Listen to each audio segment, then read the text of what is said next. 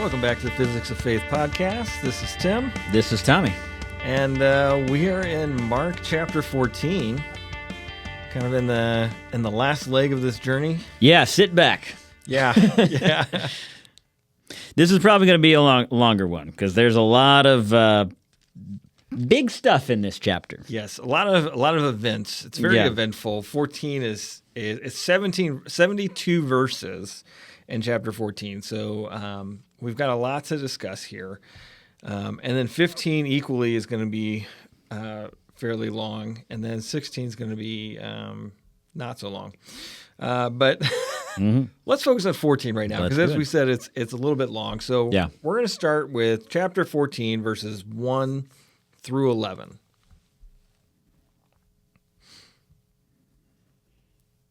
Now the Passover and festival of the unleavened bread were 2 days away. And the chief priests and the scribes were seeking how to arrest him covertly and kill him. For they were saying, "Not during the festival, otherwise there will be a riot of the people." While he was in Bethany at the home of Simon the leper, he was reclining at the table, and a woman came with an alabaster vial of very expensive perfume of pure nard. She broke the vial and poured the perfume over his head. But there were some indignantly remarking to one another, "Why has this perfume been wasted?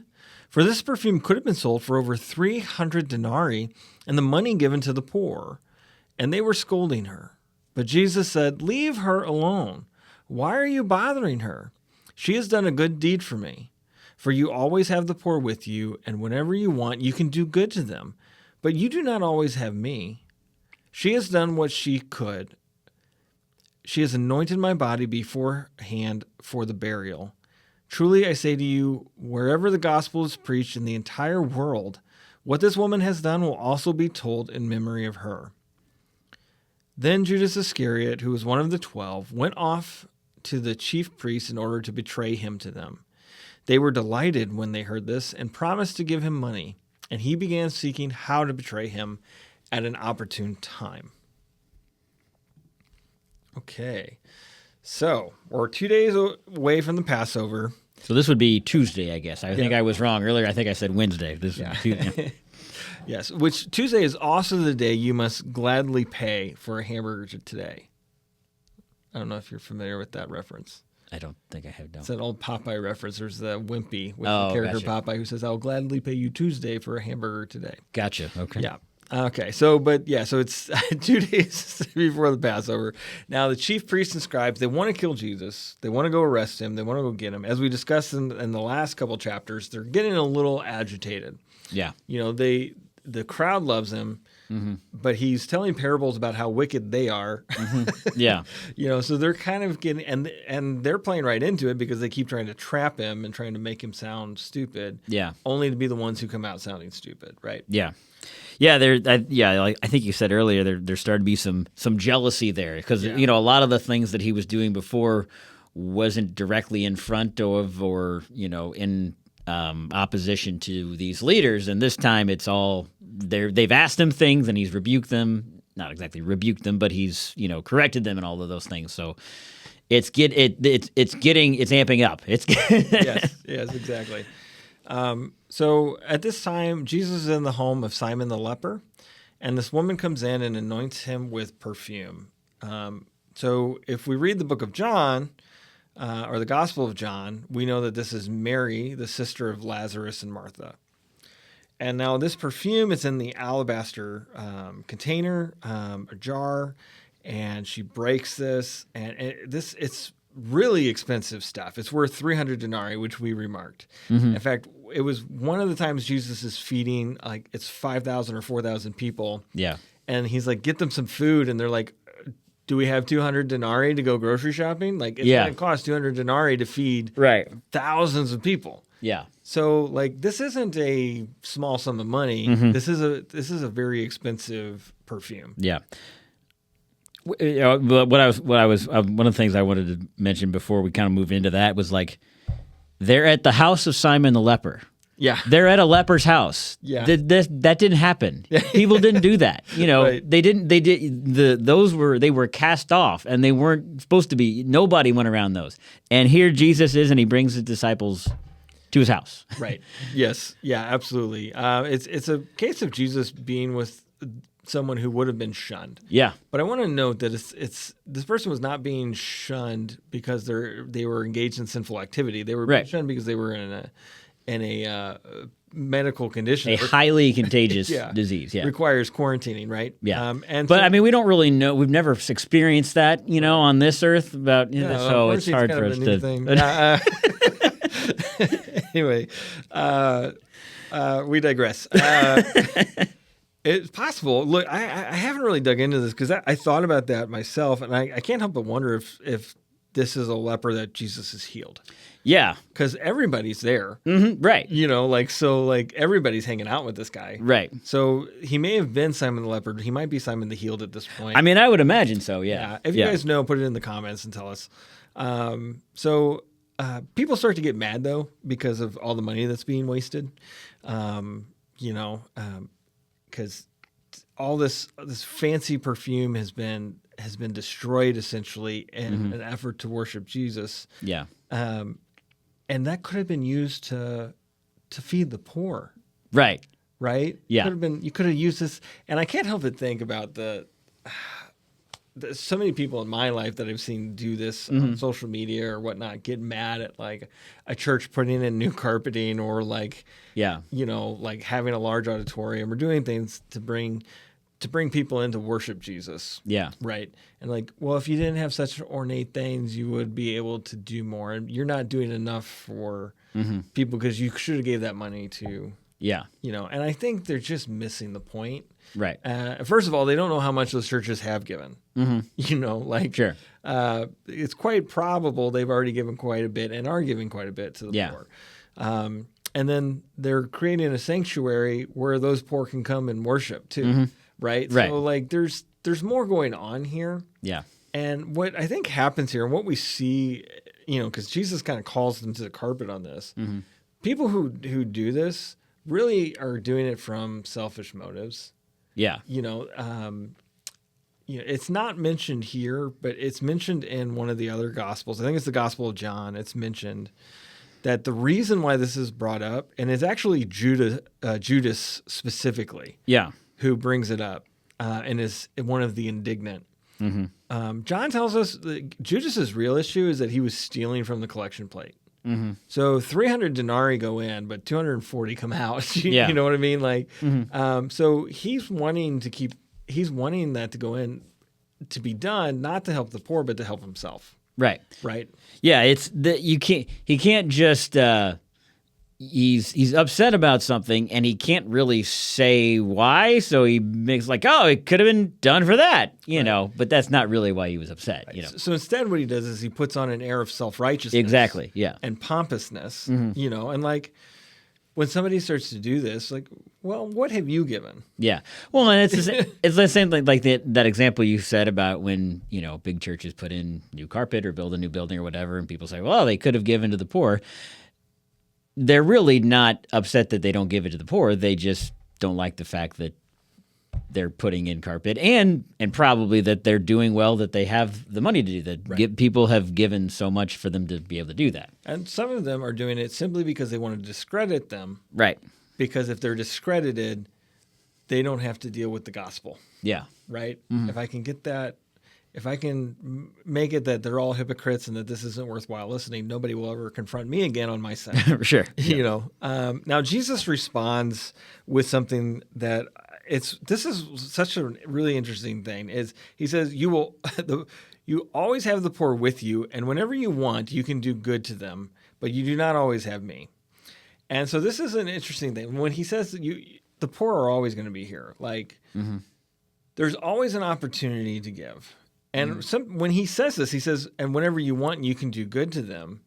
That's kind of a jab. Yeah, a right? little bit. Yeah. He's like, why aren't you helping them then? Exactly. Why are you sitting here with me? Yeah. Go help them. If that's such a concern of yours that you're thinking about it right now. Right. Yeah. then go out there. But there will always be an opportunity for us to help the poor, and we should help the poor. We should do that. Jesus did do that. Sure. But in this situation, something else was being done. A good deed was being done, and it was being done for the Son of God. So we don't get to judge her for what she's doing here, and Judas doesn't get to judge her for what she's doing here. And I love that he says, like, what she has done will be told anywhere the gospel is told, in memory of her. And we have this in these gospels now. We're talking about her now. Yeah. So it's true. He what he said has come to pass. Yeah. Right. Yeah, it's almost kind of the same thing as like the poor woman that put in all she had. Like that, we obviously we don't know her name, but she is one very specific person that is mentioned in the Bible. Mm-hmm. But those rich people, they don't talk about individuals. It's just like a group of people. But this one individual is mentioned because of what she did. Right, and let's apply that to Mary in this situation. So we said this is Mary. Yeah, Mary. This has got to be one of, if not the most valuable object she owns. Probably, yeah. And she could have sold it. Yeah. And instead she gave it to Jesus. Exactly. She used it to worship the Lord. Mm-hmm. Right? Like that's what we should strive for. For sure. Right? Now Judas doesn't get that. Yeah. And so he leaves. This was kind of the final straw for him. Yeah, it kind of broke that camel's back. He's like, well, I'll show them, Jesus not, going with me on this. Yeah. He walks out. He's probably salty. And he decides, you know what I'm going to do is I'm going to betray them. I'm going to betray Jesus. And he goes off to the priests, and they promise to give him money. And he begins to give to the poor, right? Well, yeah. I am sure. I'm sure all of that money was going to go to the poor. It's interesting because he gets like 30 silver, right? Yeah. And I don't know what that is. I don't know what that is in comparison to 300 denarii. Right. But I get 30 and 300, and I think, well, like that's 10%. You know, like so. Yeah. This is his personal tithe to himself. Yeah. Like this is maybe what he was going to skim off the top. Yeah.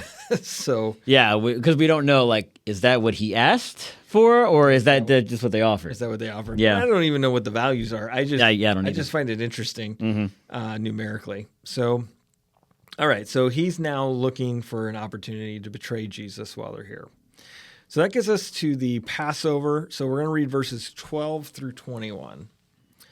On the first day of unleavened bread, when the Passover lamb was being sacrificed, his disciples said to him, "Where do you want us to go and prepare for you to eat the Passover?" And he sent two of his disciples and said to them, "Go into the city, and a man carrying a pitcher of water will meet you. Follow him. And wherever he enters, say to the owner of the house, 'The teacher says, where is my guest room in which I may eat the Passover with my disciples? And he himself will show you a large upstairs room furnished and ready. Prepare for us there.' The disciples left and came to the city and found everything just as he had told them, and they prepared the Passover. When it was evening, he came with the 12. And as they were reclining at the table and eating, Jesus said, 'Truly I say to you that one of you will betray me, one who is eating with me.' They began to be grieved and say to him one by one, 'Surely not I.' But he said to them, 'It is one of the 12, the one who dips bread with me in the bowl. For the Son of Man is going away, just as it is written about him. But woe to that man, by whom the Son of Man is betrayed. It would have been good for that man if he had not been born.'" All right. So the disciples are asking Jesus, "Hey, where do you want to eat?" Where are we going to do this? And he and think about how hard it is for 3 people to decide. Think about 13 people trying to decide on one place. But here's Jesus and his wisdom. He thought ahead. He did. He thought ahead, and he's already got something going on. So he sends 2 of them away. He says, "Look, you're going to go find a man who's carrying a pitcher." Now, this would be considered distinctive because typically it was women you would find carrying a pitcher. So when they see a man, it's not like there's going to be a bunch of dudes walking around with pitchers. So they see a man carrying a pitcher, and they're supposed to ask him to take them. They're supposed to talk to him and follow him. Whatever house he goes into, ask that guy, "Hey, where's the room that the master will be able to have his, Passover with his disciples?" Right? Yeah. And so that's what they find. They go off and they find this, and there's really 2 possibilities here, right? The first is that we're dealing with a miracle. Or just a extreme act of kindness, in which once the man finds out that it's for Jesus, he makes immediate arrangements, right? Yeah. Or Jesus has already had someone set this up secretly beforehand. Yeah. Possibly because he wants to prevent Judas from betraying their location before they could have the Last Supper. Right. There are still things that he needs to do before he can be turned over.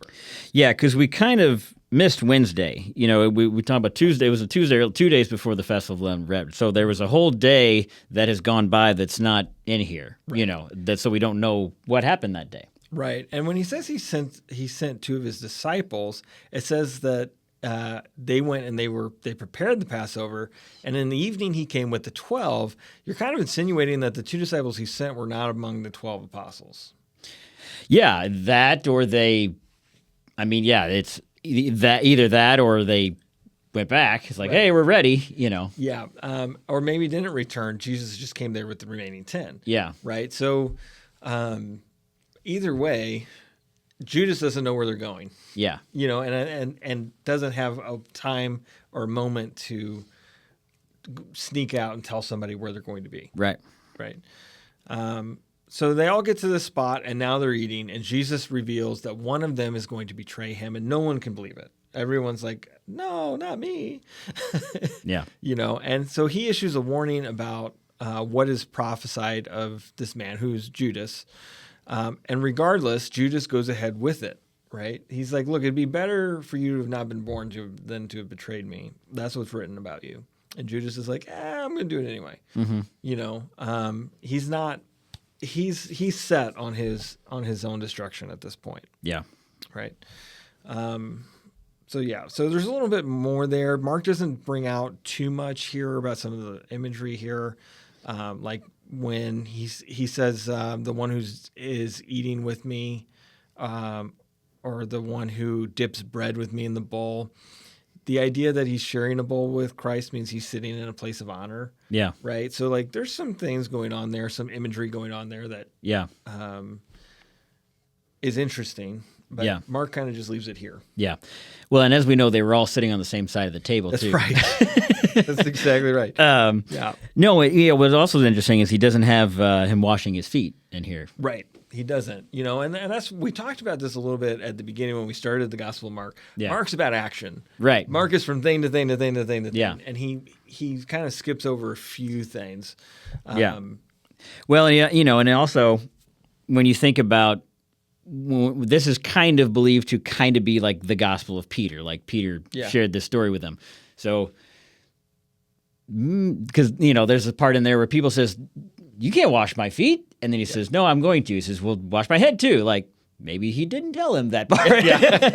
Or maybe he just didn't want him to know that part. Right, exactly.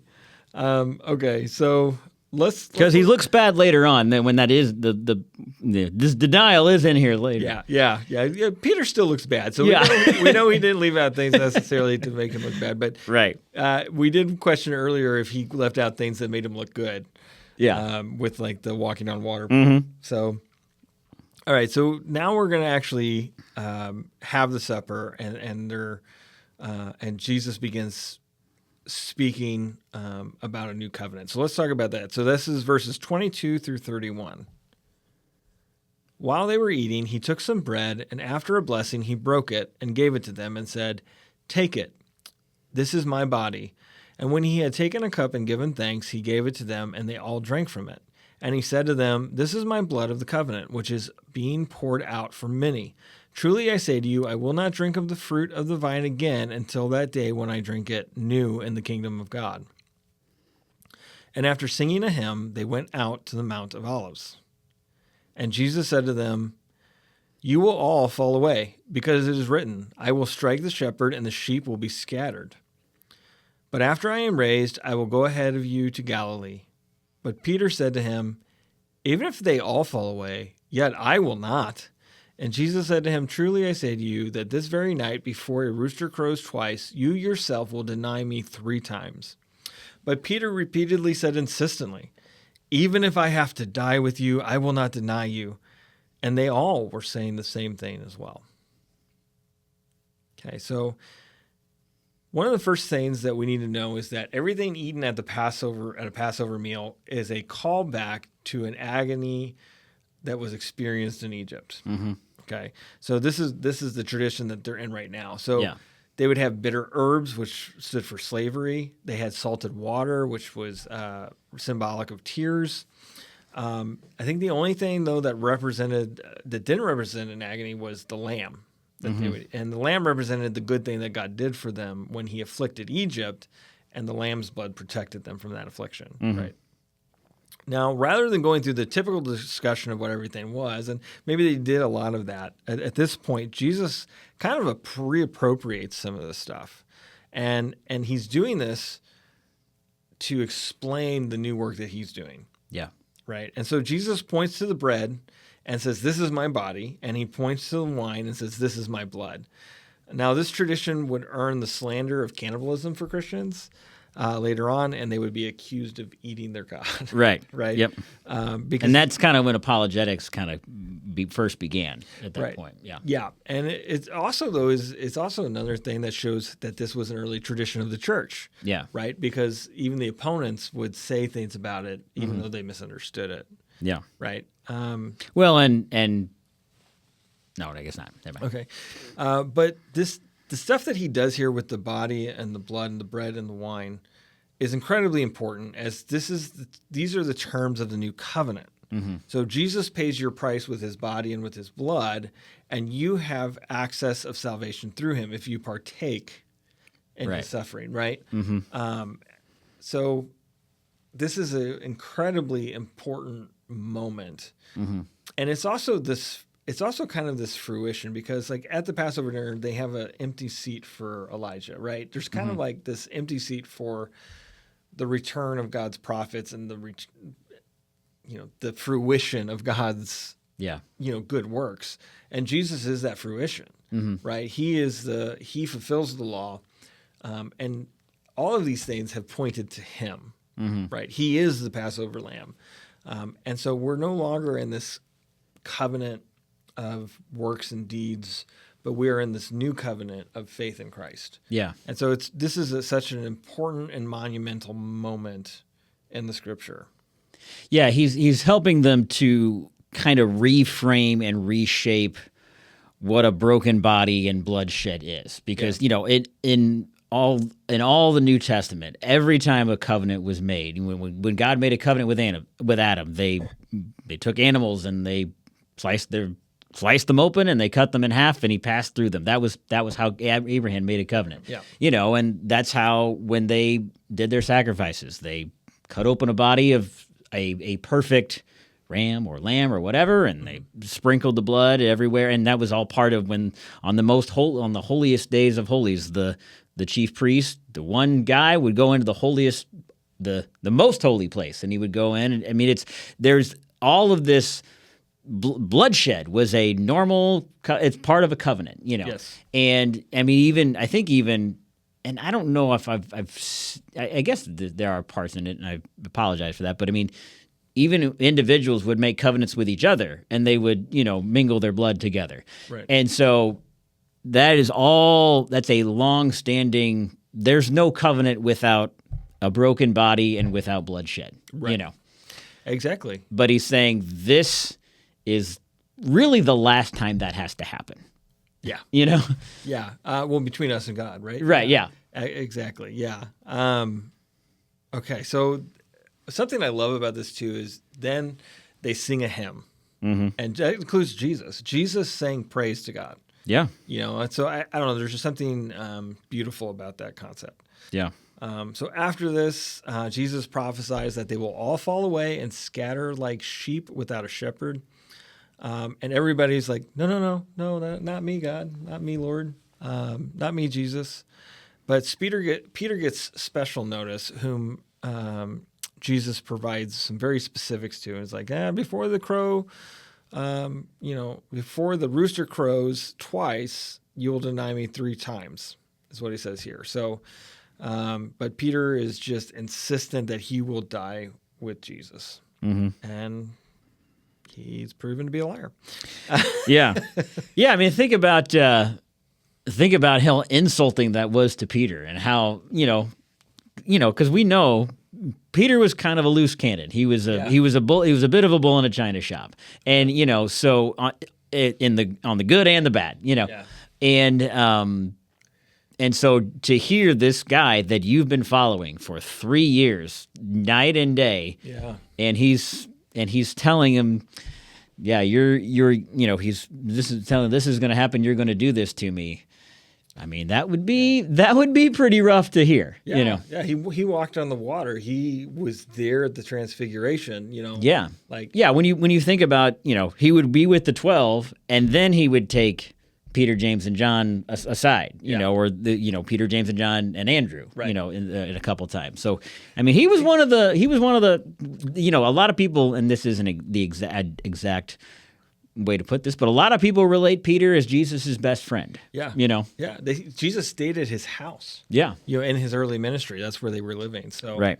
So you're right. So this is difficult for Peter. He believes that he's not going to fail. Mm-hmm. Right. So from here, they go to a place called Gethsemane. And so this is going to be verses 32 through 42. They came to a place named Gethsemane, and he said to his disciples, "Sit here until I have prayed." And he took with him Peter, James, and John, and began to be very distressed and troubled. And he said to them, "My soul is deeply grieved to the point of death. Remain here and keep watch." And he went a little beyond them and fell to the ground and began praying that if it were possible, the hour might pass him by. And he was saying, "Abba, Father, all things are possible for you. Remove this cup from me. Yet not what I will, but you will." And he came and found them sleeping and said to Peter, "Simon, are you asleep? Could you not keep watch for 1 hour? Keep watching and praying so that you will not come into temptation. The spirit is willing, but the flesh is weak." And again he went away and prayed, saying the same words. And again he came and found them sleeping, for their eyes were heavy, and they did not know what to say in reply to him. And he came the third time and said to them, "Are you still sleeping and resting? That is enough. The hour is come. Behold, the Son of Man is being betrayed into the hands of sinners. Get up, let's go. Behold, the one who is betraying me is near." I've never realized this, but when when we talk about Peter's denial, Jesus is referencing, when after while Jesus, after he's been arrested, and they say, "Well, aren't you that guy that was with Jesus?" And he says no, and he says that 3 times. And when you think about that's the denial that he's referencing to, and Peter says, "Even if I have to die with you, I will never disown you." And 5 minutes later, he can't even pray with him. I've never picked that up. Right. It's so fun. I've never caught that like, yes, not even 10, 12, whoever knows how long. This wasn't even later in the night. This was like they walked over here, and he says, I will die with you. And yet he can't even stay awake to pray. Right. "I'll do anything for you, Jesus. Just let me take this nap." Yeah. It's a foreshadowing here. Yeah. And Jesus even makes the statement, the spirit is willing, but the flesh is weak. And that's really like what he's telling Peter before. Like, I know this is what you want to do, but you're weak. Yeah. You're not going to be able to. You're going to deny me. Mm-hmm. So when they start off, Jesus goes off to pray. He asks them to keep watch, and he's visibly distressed and troubled. And he tells them that he is grieved to the point of death, right? And so we know that he's dealing with a lot of stress and anxiety, and why wouldn't he be? Like, he's about to enter some agony, right? This is we're at the culmination of his entire life's work. It's 33 years of work, right? Yeah. And this is going to be that point where he takes all of the sin of mankind on himself. Mm-hmm. So of course he would be a little anxious, right? Yeah. Well, and that's interesting, because this is the only time that that's referenced. Yeah. Every other time that they describe Jesus in the Bible, he is as cool as a cucumber. Yeah. There's 5,000 people to be fed. Oh my gosh, what are we gonna do? Just bring me some bread, fish. I'll take care of it. Right. They're in a storm and they're in a boat and they're afraid that the boat's gonna stink. Not stink. They're afraid the boat is going to sink, and he's like, "Quiet down." Yeah. Like every time, and yet here he is, and he's distressed. And I think that this really is one of the most powerful scriptures in all of the Bible, because you think about the whole reason that Jesus came to earth was to die on a cross for us. In my head, he knew that the second he was born. While he was still fully human, he was fully God. And so the baby in the manger was fully God. I've heard a pastor say that's one way that he tests somebody's faith, is if they know, like, okay, let me ask you this: was the baby in the manger fully God?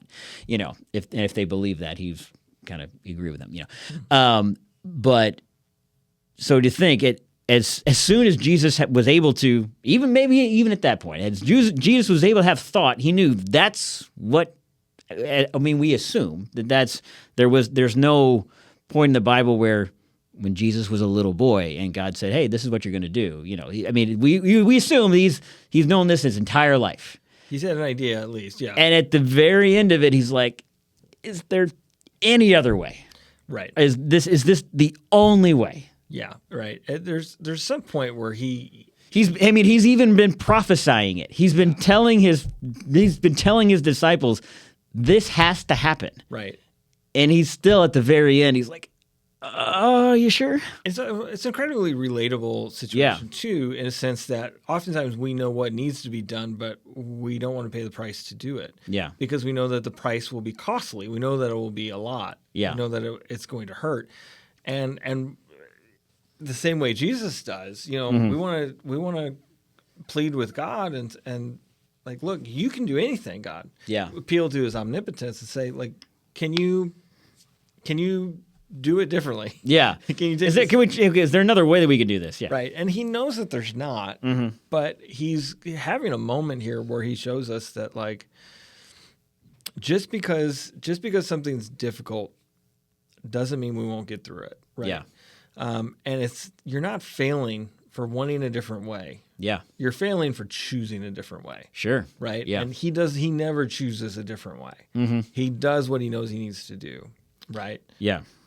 So one of the things he notes here too is he says, your will, not my will, right? He's really, what he's saying here is that God's wisdom is greater than our desires. Just because you want something to be a certain way doesn't mean that's the best thing for you. Yeah. Right? God's wisdom is greater than our own desires. Right. So we need to walk through that Yeah. and see it to its fruition.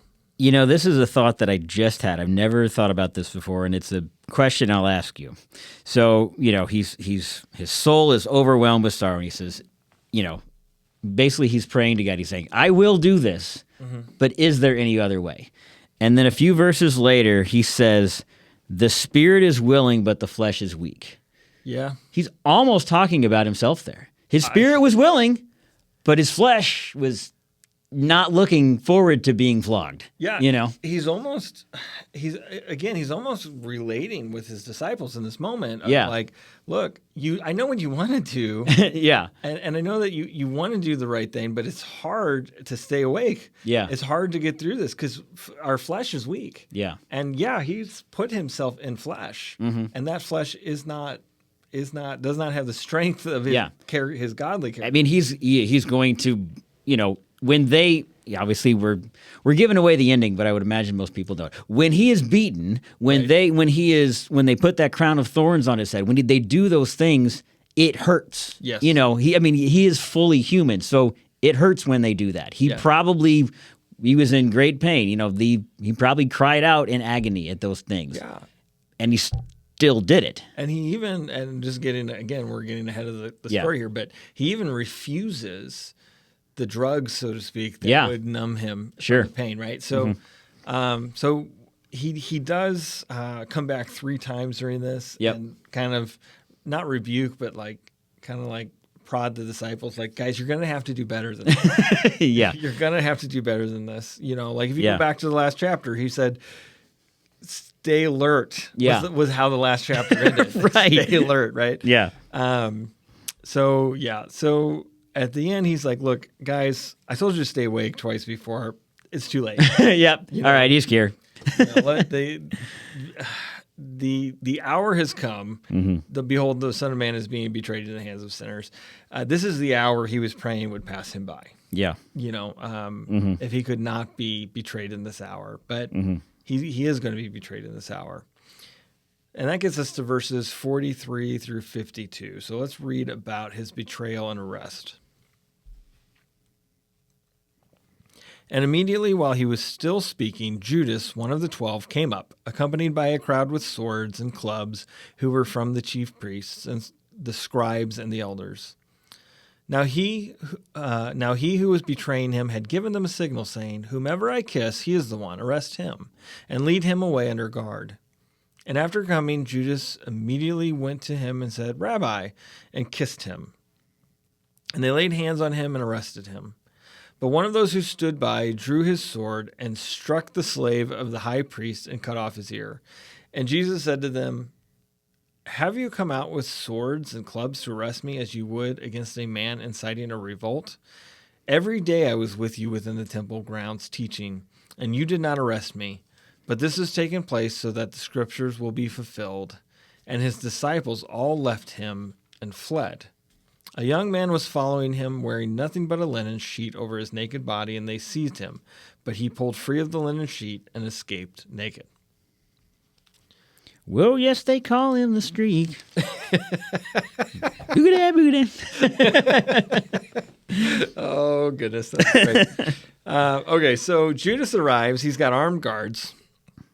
And what we must assume here is that while the other disciples were falling asleep, Judas made his way. He was like, okay, this is my opportunity. I'm going to go get the guards. We're going to come back in darkness of night. He gives them a sign. He says, "I'm going to kiss him." And that's how you're going to know that he's the man you need to arrest. Yeah. Possibly because the people he brought back don't know Jesus by sight. Also maybe because it's dark. Yeah. So there's a little cloak and dagger, happening here with Judas. Yeah.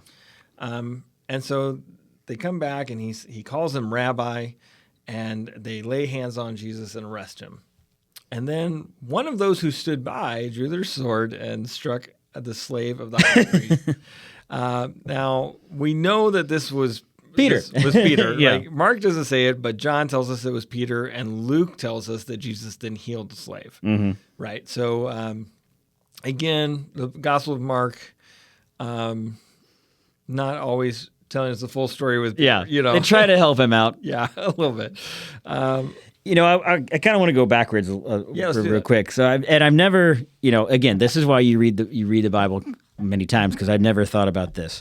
So Judas says, "Okay, the one I kiss is him," and so, I've always kind of pictured that, and I've never really kind of got how that looked. We just walked up and he kissed him. He's like, this is the guy. Why didn't he just say, "Hey, it's him"? That's the one. Yeah, it's that. Yeah, and I got that as we were reading that, I got this picture in my mind. It's even more of a betrayal by Judas, because it's like he's making Jesus thinks that he's there, like happily. "Hey, buddy, what's up? How's it going?" It's the guy. Yeah, exactly. And I've never thought about it like that. But it even adds to the betrayal that he comes making him think that he's there. It's like he's, et tu brute, almost. Yeah. It's like he's like, "Hey, Rabbi, what's up, buddy?" And he kisses like he's there to be friendly. Yeah. And then when they see that,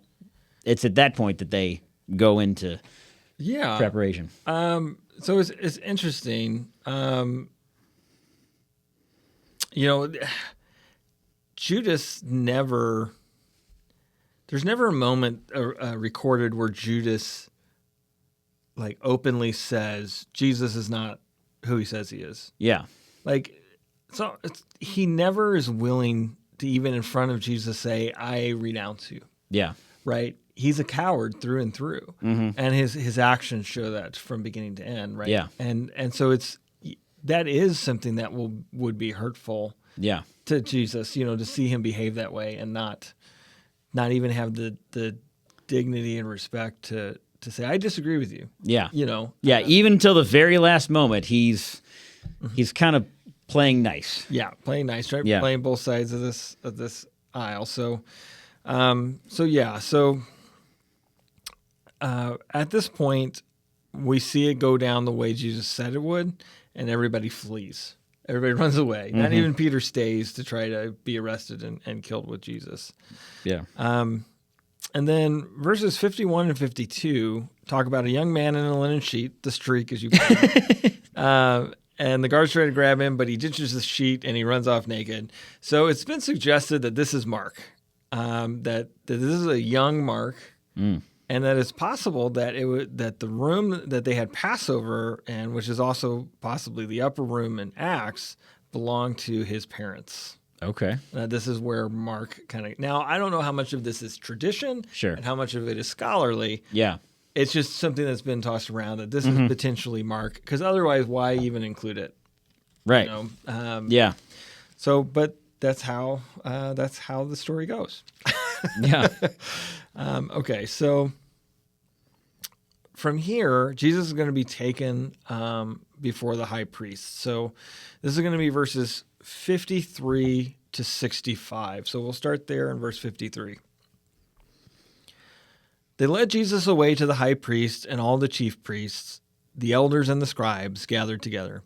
And Peter had followed him at a distance, right into the courtyard of the high priest, and he was sitting with the officers and warming himself at the fire.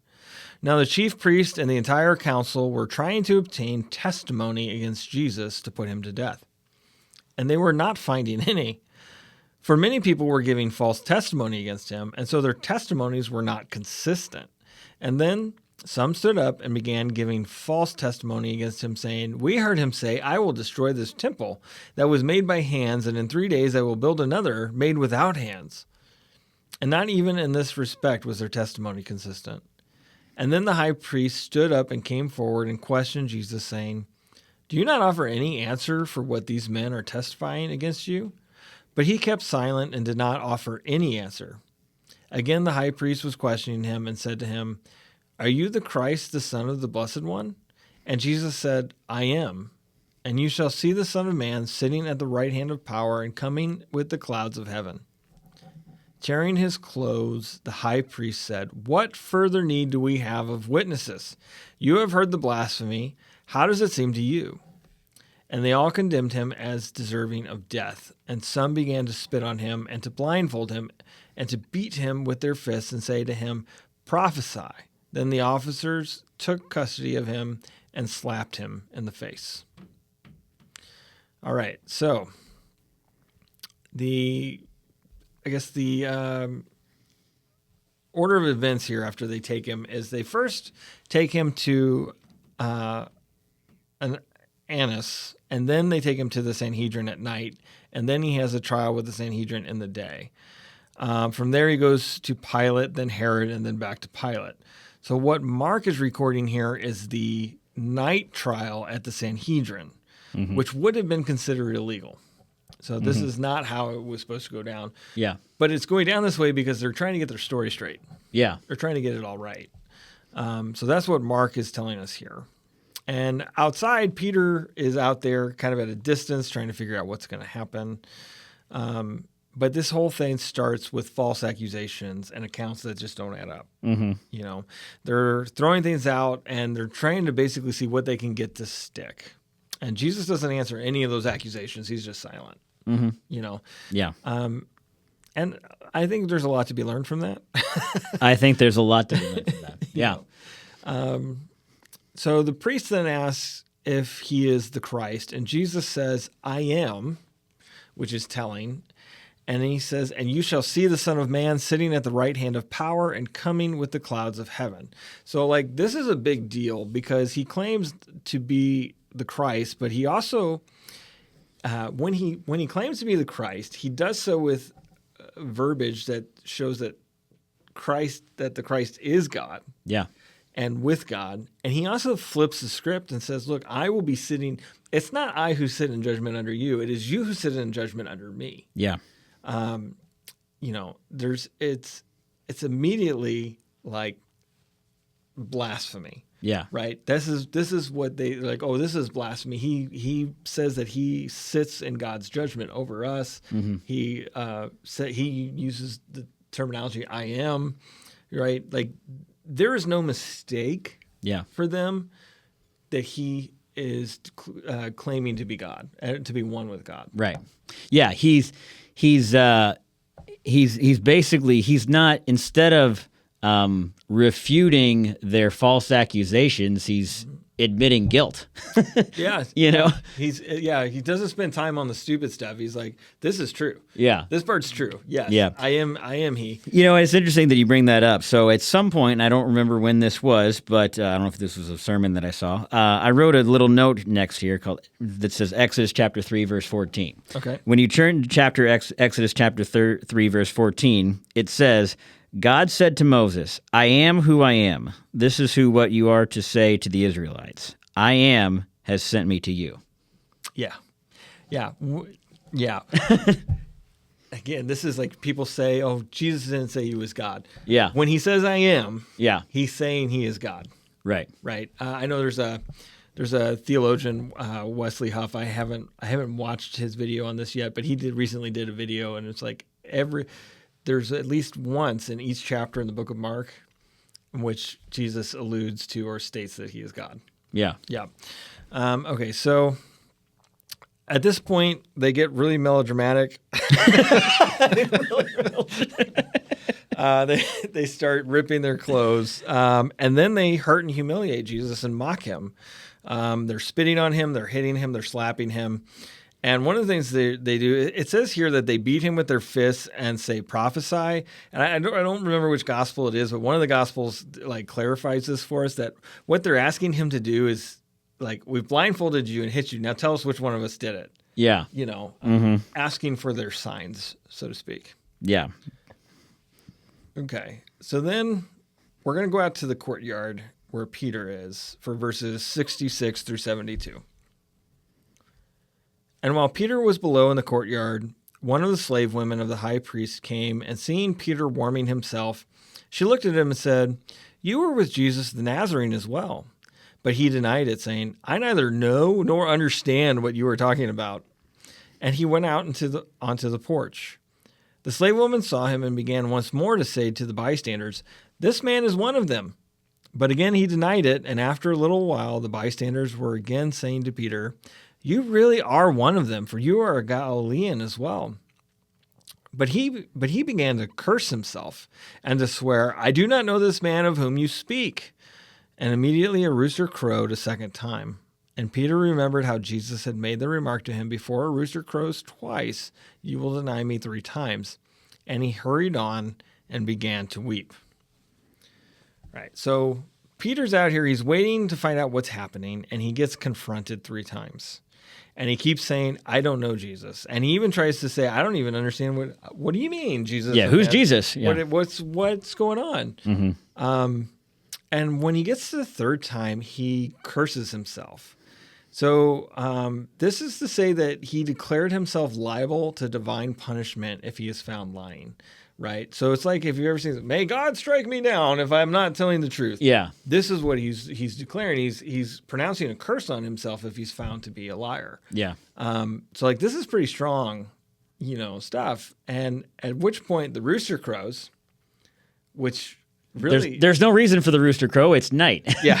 Yeah. And it's the second time the roosters crowed. Yeah. And ultimately, like, this is God striking him down. Yeah. Like, this is God answering his curse right there, because what is the worst thing that Peter can do, what can happen to Peter in this moment, is that he realized that he did exactly what he said he wasn't going to do. Exactly. And exactly what Jesus said he wasn't going to do. Right. And he does what any man would do in that situation. He runs off and cries. Yeah. And I imagine he wasn't like a crying, like, hey, I dropped a heavy weight on my foot. This is probably full-blown ugly crying. This is weeping. Yeah. Yeah. This is, the word weeping was what I would use for this. Yeah.